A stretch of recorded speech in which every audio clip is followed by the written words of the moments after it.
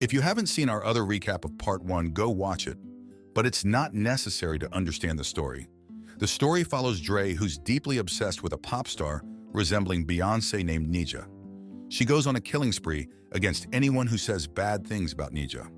This was triggered after the death of her sister Marissa. Inside a wealthy home, Dre unexpectedly attacks a man with a hammer, asking him about his favorite artist.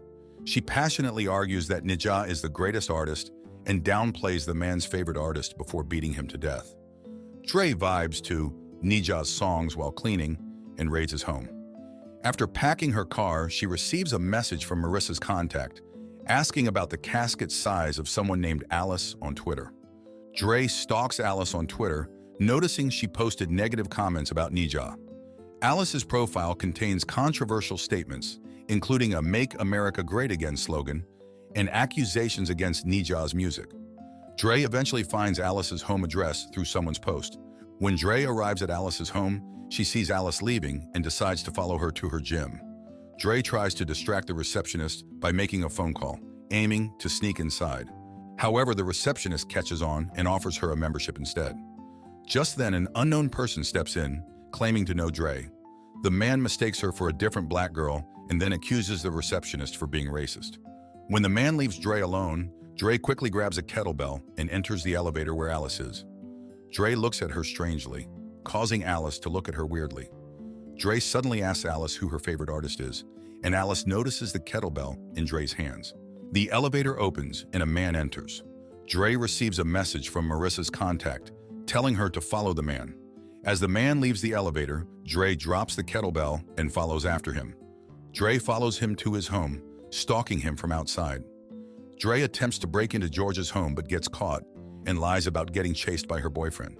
He tries to help her by patching up her injured knee. As George prepares food for them, Dre spots his work pass on the table. George serves her a bowl of vegetables, and Dre looks at it disgustedly while taking out a bag of donuts from her bag. George explains that he's been eating healthy since he was obese before, and Dre puts the donuts back in her bag. Later that night, Dre sneaks to her bag to grab her donuts, eating them secretly. George spots her from the living room and assures her she can eat them. Dre brings out the rest of the junk food from her bag, and George asks her to come closer. Dre approaches him with a bag of chips, and George grabs her arm to eat the chip from her fingers. Soon enough, they end up binge-eating junk food together, which leads to them having exercise in bed. Dre wakes up in the morning, and the bed is all messy from the junk food. After George is done puking in the bathroom, he hands Dre a towel and says it can't happen again. Dre asks him about his plans for the day, and George mentions attending a show. George then invites Dre to his performance, and she eagerly accepts. At the show, Dre sits bored beside George as he's DJing. Post-performance, someone mentions an after-party. Although George is reluctant, Dre insists on going. She manipulates him into a refrigerator and locks him inside before heading to the party alone. Behind George is a 4-tier cake for the tour, and George looks at it temptingly. At the party, Dre is solely focused on finding Nija, ignoring other advances. As Dre finally sees her, tears well up in her eyes and is entranced by the sight of her. She bites into a fruit, but snaps out of her hallucination once a woman asks if she bit Nija.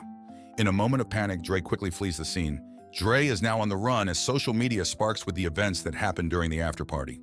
Dre is pulled over by a police officer while driving. Upon giving her ID, she notices a spot of blood in the backseat and quickly covers it up. The officer inquires if she is heading to a music festival and decides to escort her there. Dre stops at a gas station where she meets a girl named Cricket who helps her ditch the cop and offers her a place to stay during the festival. Dre follows Cricket to her place where she meets Cricket's friend, Ava. Ava introduces her to the other girls, Grace, Audrey, and Janine. When they ask Dre about her past, Dre mentions she plans to sneak in. Ava tells her that the security is strict, and Cricket will help her obtain an artist pass since her friends are performing. Dre gushes about Nija and lies that they're friends, but got into a misunderstanding during their last encounter. Audrey leads Dre to her room and allows her to settle in. Early in the morning, Ava wakes her up and invites her on a group hike. As they rest from the hike, Ava explains their group, Deca Win, a female empowerment group. Looks like a lesbian cult to me. Upon returning from the hike, Dre notices her car has been cleaned, including the bloodstain, which unsettles her. As Dre stays in her room, Cricket enters, informing her that Eva wants to offer her free counseling. Dre enters Eva's room, and Eva hugs her, telling her to get comfortable. During the session, Eva probes into Dre's life and her obsession with Nija, eventually causing Dre to break down emotionally.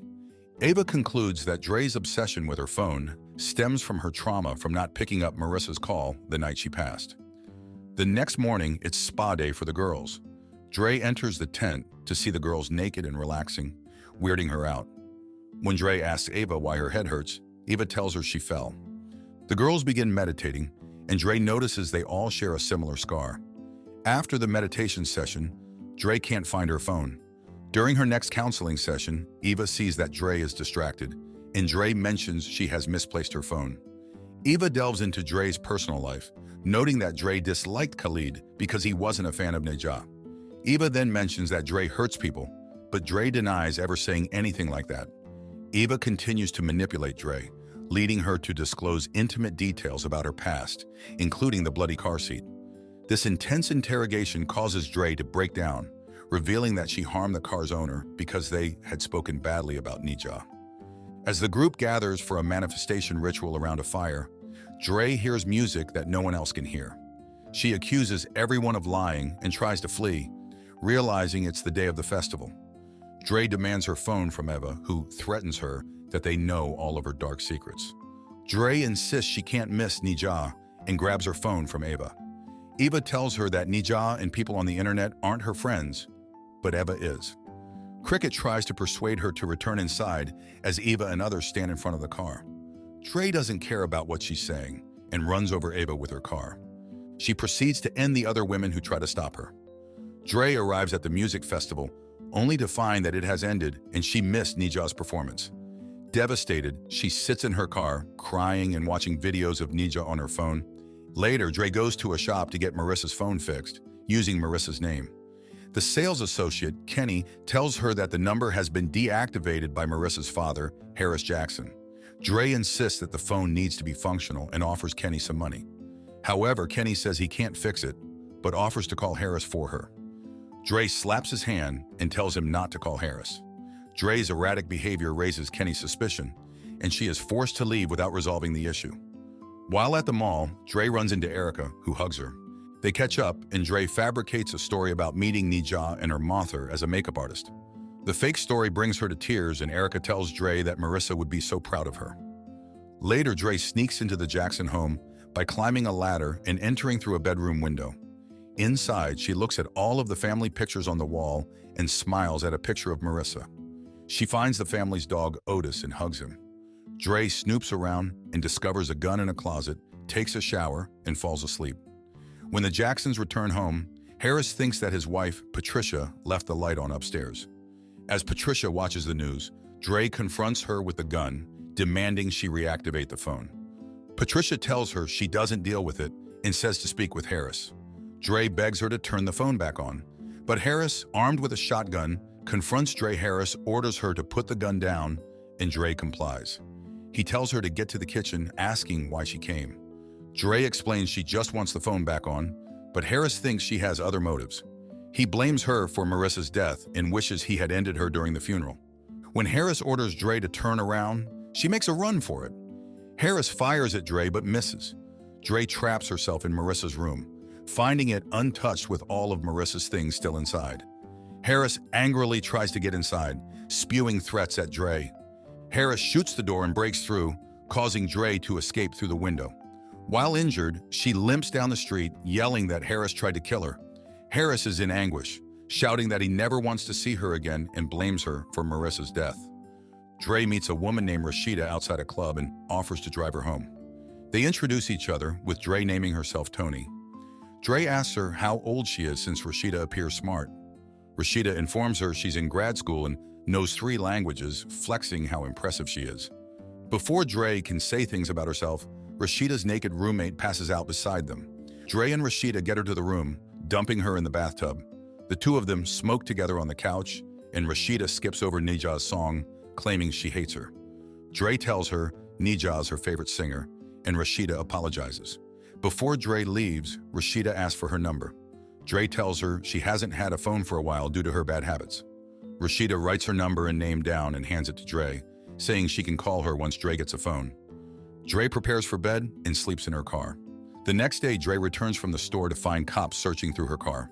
She hides in a shop where Rashida is, and she mentions that Dre never called her. Dre lies that she didn't bother to since Rashida seems like a busy person. But Rashida catches on to her lie. Dre sits beside her, and Rashida asks if she lives around. Dre tells her she's looking for a place to stay, and the two walk back to Rashida's place. The two bond together on the couch when suddenly, Dre shoves Rashida off of her. Dre excuses herself to the bathroom and notices her period has started. Rashida gives her a pad and teases Dre for being embarrassed. Dre buys a bouquet for Rashida, but her cards are declined. Dre picks up Rashida, who notices that Dre has a different car again. When Rashida asks about the flowers, Dre lies that the flower shop is closed. They arrive at Rashida's parents' house, who are excited to see their daughter again.